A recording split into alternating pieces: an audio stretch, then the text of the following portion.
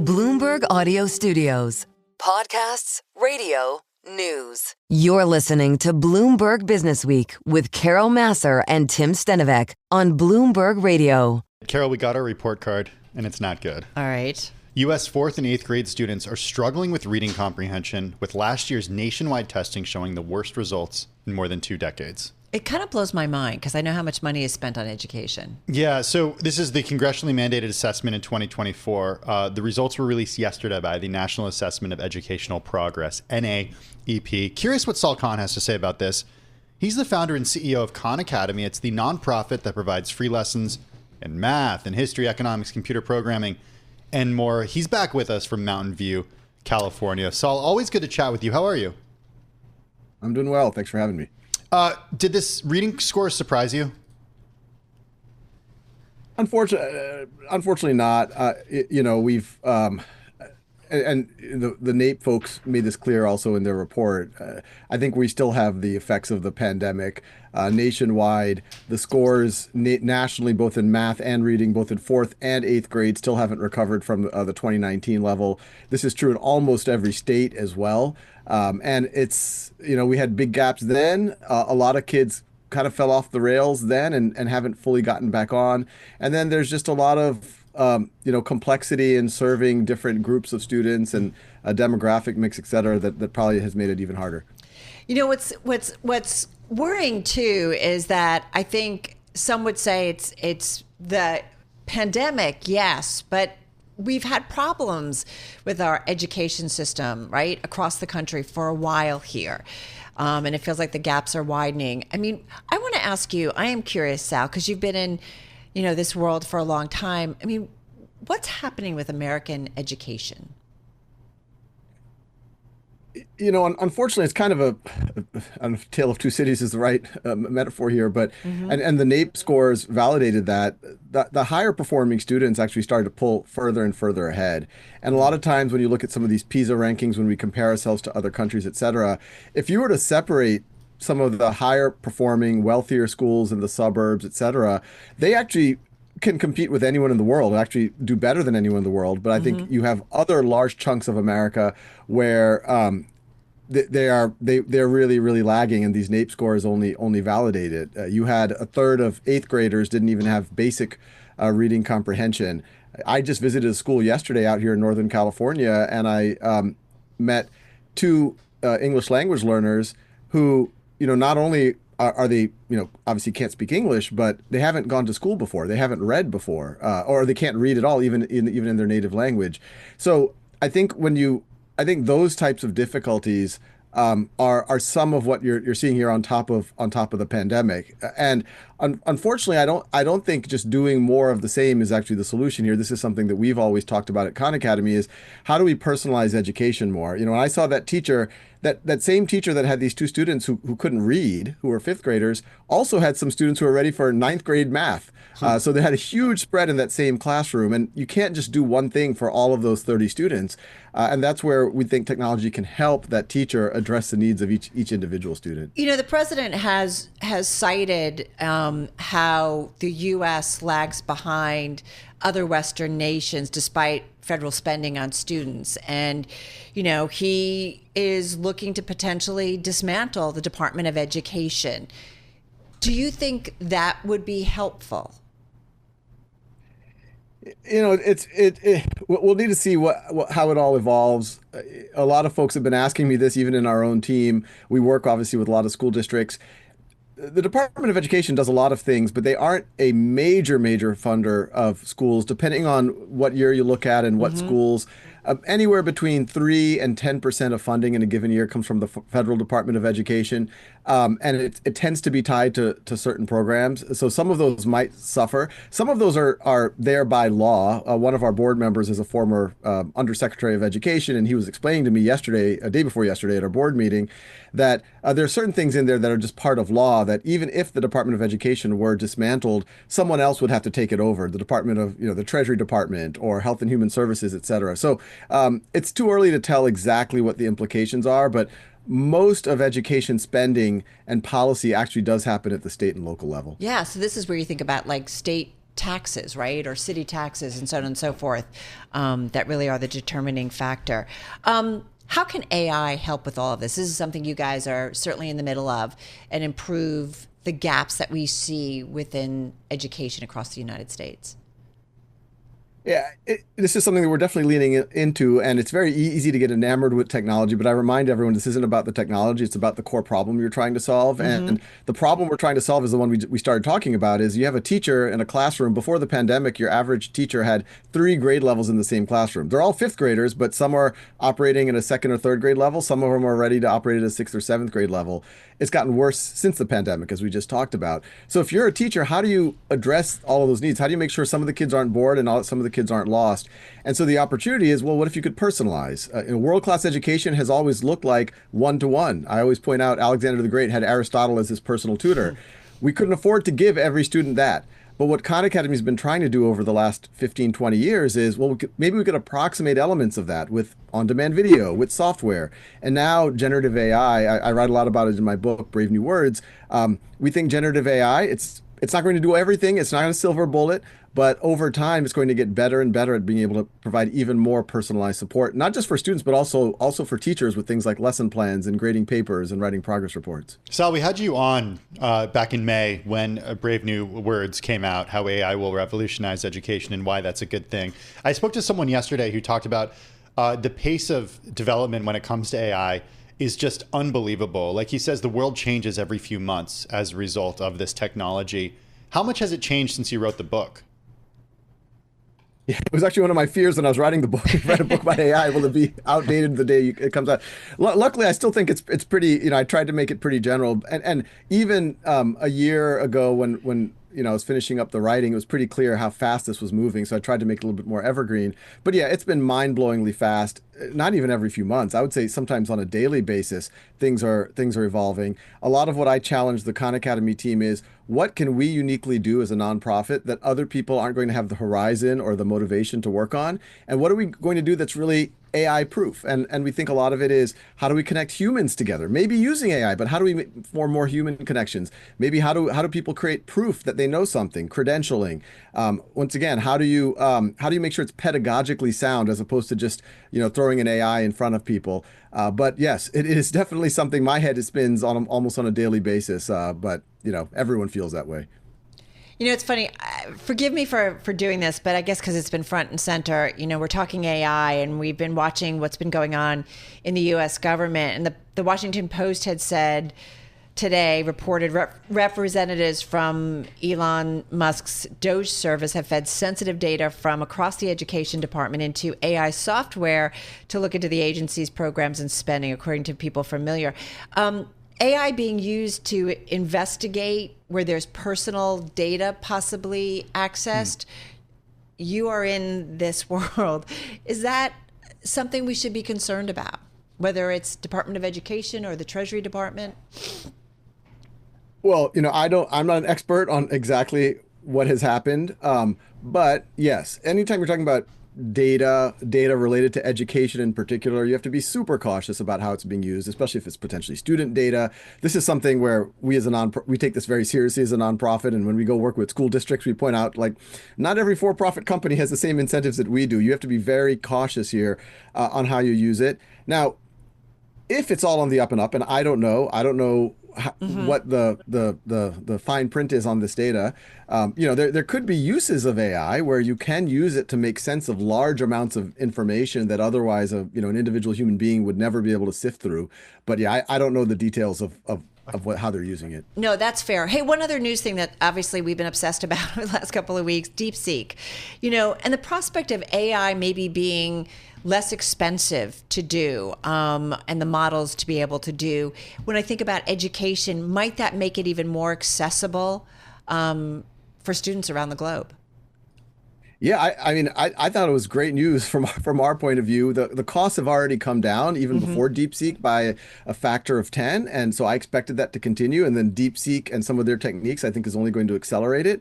But I also point out there's an unending amount of things that we can use AI for. Basic chat bots are going to become close to free, very cheap.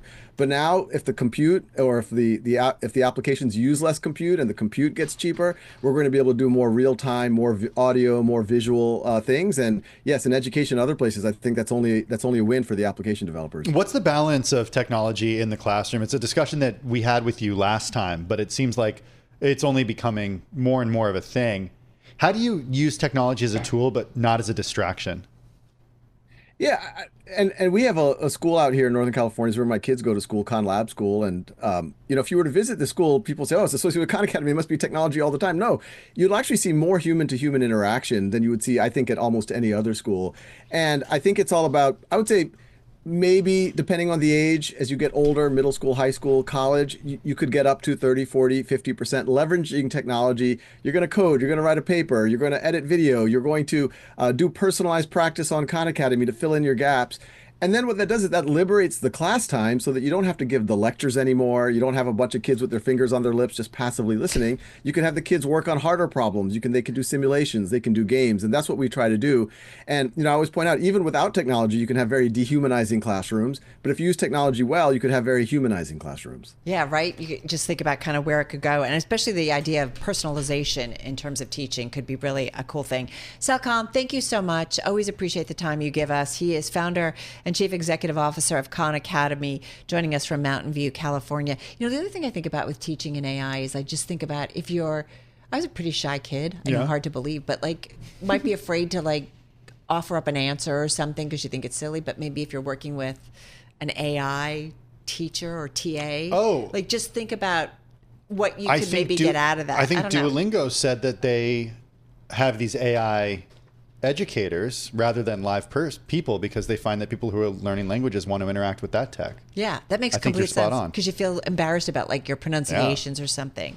All right, everybody, we are continuing here on Bloomberg. This is Business Week. Carol, the White House received more than 7,400 requests for credentials one day after saying it would open press briefings for content creators, influencers, and podcasters. It's a lot. Social media influencers are becoming a primary source of news for many Americans. Nearly 40% of young adults under 30 rely on influencers to stay updated on current events and politics. This is according to the Pew Research Center. Opening its press conferences to non-traditional news sources allows influencers to directly question administration officials. Yeah, it's really kind of interesting, these development. Emily Ward and Jess Hunichen are the co-founders of the Influencer Talent Management and Brand Partnerships Agency. It is called Shine Ventures. Emily joining us from Toronto. Jess joins us from LA. Great to be talking with both of you again. Before we get going, though, Jess, I do want to reach out to you. You're in LA. We spent several weeks, continue to cover the fires. How are you? I hope you were okay, those around you, your community?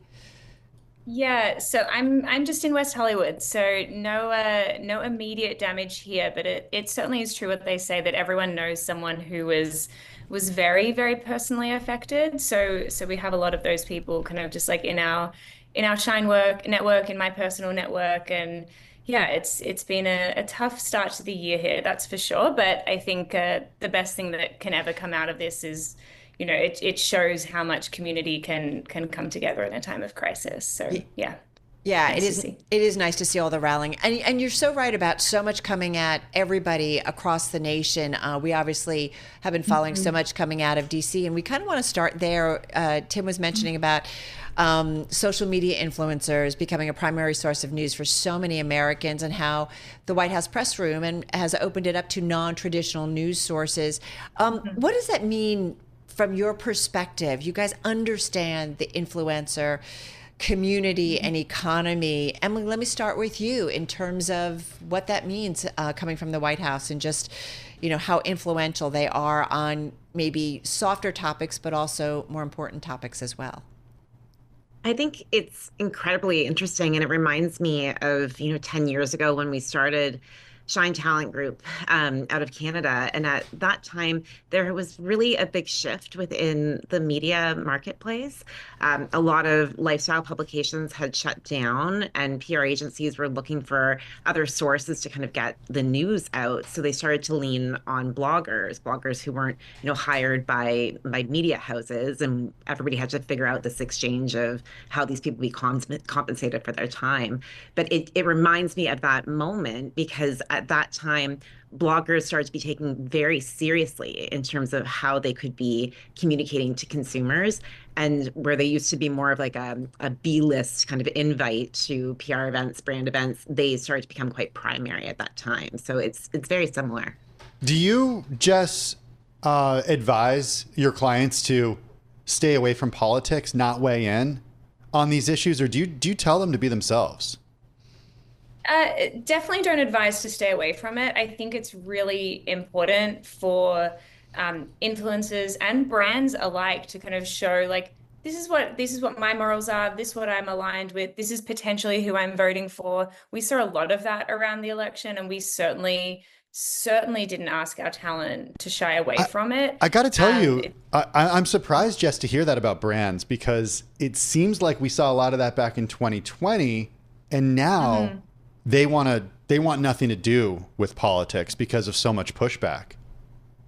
Yeah, I think there's been a bit of a mixed result on that. I've seen a lot of brands that I see online who have, kind of made their stances very well known, and what they believe in and what they support, especially when it comes to, maybe it's not party specific, but it is very strong on certain subject matter, which, climate change, reproductive rights, things like that brands are like, this is where we stand, and we're not going to shy away from that. One of the things we want to ask too is, you guys have been, expanding, and you acquired Spark Talent Group, and so you have some great vantage point in terms of what you are seeing in terms of the influencers and the growth of it. So let me maybe ask both of you, and Jess, let me start with you. I mean, what is it that's going on? How much growth are you seeing, and more people come into the influencer space? And how is it evolving? It's not new, right? It's now been around for a little while, but how is it evolving as kind of something that either, works for a company or a mission or so on? Well, I think, we're seeing just more and more brands lean heavily and kind of expand their marketing budget to have influencer marketing be a larger piece of the pie. We keep hearing that this is going to be a $500 billion dollar industry by, I think it's the end of next year, which is wild. I feel like this industry kind of had a very grassroots movement about it. So it's very cool to see how much it's grown. Emily, come on in on it too, in your perspective, as you guys have been in it, now for several years. You said you started your firm 10 years ago. How influencers as, a medium, is evolving and growing. Well, what I think is standing true, like for me right now, is the fact that it doesn't seem to be platform specific. And that kind of brings up, the conversation around the TikTok ban and what kind of impact that was going to be having, like, on the industry as a whole. And where I think back, 10 years ago, 5 years ago, it was very reliant on certain platforms that existed. And I feel like now, like, the influencers, the creators themselves have diversified across, like, multiple platforms. We've seen the ones who have invested in this in terms of, a career. And it doesn't matter so much in terms of what platform it is, that they have this followership that would move along with them. So that's a really big change. So a ban of TikTok then, Emily, wouldn't necessarily be, the end for these influencers. They'll just move to a different platform. It certainly would cause impact. It's not to say that it wouldn't have any impact, but I think the truth is that there would be another platform that either pops up or content would go back to another primary platform. So in terms of advice that we gave our talent during this time was to make sure that they were diversifying, like, their content amongst many platforms, that they had both social platforms and owned platforms as well, like newsletters, their own websites that they could invest time in, invest distribution in. And like we saw with the rise of TikTok, like over COVID, when a new platform comes out and it catches speed, the consumers, move there, the talent move there, and then the brands move there as well. Jess, speaking of brands, are brands still getting an ROI on paying influencers? Oh my gosh, there's no question that they are. And I think the only proof point you need to look towards that is that they just keep coming back, right? They keep coming back to this as a marketing tactic. We've only seen growth across the categories. So yeah, and it's, we have the availability of just so much data now, which is, I feel like sometimes a blessing and a curse, but it means that for every single piece of content, we're able to see exactly how many link clicks, exactly how many purchases were potentially made there. So yeah, I think brands are absolutely seeing an ROI. And if they're not, it's still like any marketing initiative, it is a trial and error. And sometimes, maybe that's not the right talent. Maybe the messaging wasn't perfectly aligned and you need to kind of switch it up and keep trying different ideas. But yeah, we're definitely seeing brands return because they are getting such good ROI. When it comes to influencers, is there a certain part of the pack that is growing more, Emily? Beauty is a big thing. We all see it, certainly online. I feel like baking, cooking, like that's a big one. Exercise is a big one. But I am curious in terms of new folks coming, that like the talent group that you just acquired, was there specialties? Tell us a little bit about it. In terms of the roster that we just acquired from Spark, it was very much like in the lifestyle space. So, we have beauty creators, lifestyle creators, or as a baking creator, like as well. In terms of concentration of where we're seeing more brand interest right now, there seems to be a bit of a spike coming from more like experts in their field. So maybe like a registered nutritionist or somebody who has like credentials beyond just like their community as well, which is quite interesting. So as far as prices go, Jess, there's this idea that, the influencer community, the barrier to entry is not huge. All you need is a smartphone and a following. And I'm not by any means saying that's an easy thing to do, but truly anybody can do it. Tim wants to know, can he be an influencer? Well, no, you're making a good point. No. Kids, I mean, you look at survey after survey. I don't know if it's still like this, but in previous years, it's like kids, they just want to be influencers. Yeah, totally. I mean, oh yeah, is it saturated? I don't think it ever will be saturated because audiences can be fickle. You know what I mean? Like they'll happily kind of blow with the wind to the next person that they find interesting. We see a lot of that on TikTok, as we kind of just spoke about, with different kind of demographics and different subsets of people having a rise there.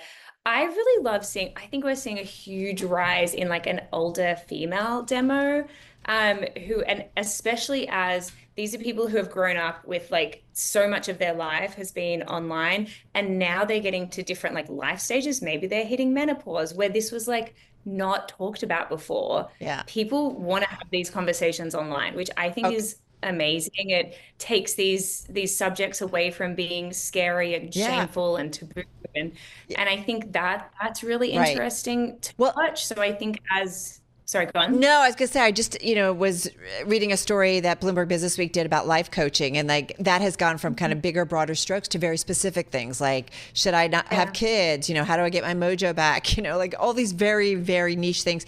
Just real quickly, Emily and Jess, or Emily, let me throw this to you. Just got about 20, 30 seconds. I know everybody's going to want it. Like we're going to get off air and like, did you ask them? So how much does an average influencer actually make? And only got about 30 seconds. I know there's a range, but I know people want to know. What I can say is that there's some people who have made this their full-time career, and there's other people part-time. So I think that can give you like a range. And then there's people who have, have reached like that stardom with it as well, who are quite like aspirational. Tim wants numbers. I just want to know dollar figures. Give me some numbers here. Come on. Don't we all, though? Don't we all? Don't we? It's reasonable to say that you can make upwards of $1 million doing this. Like that's not a crazy thing in this industry. So I'll leave you with that one. Okay. Listen, it's like those YouTubers, the sailing videos that I always talk about. Those guys have lots of followers. Hey, they're making money. You're one of those followers. Yeah, I am one of those followers. All right, Emily Ward, thank you so much. And Jess Hunichen, co-founders of Shine Ventures, joining us.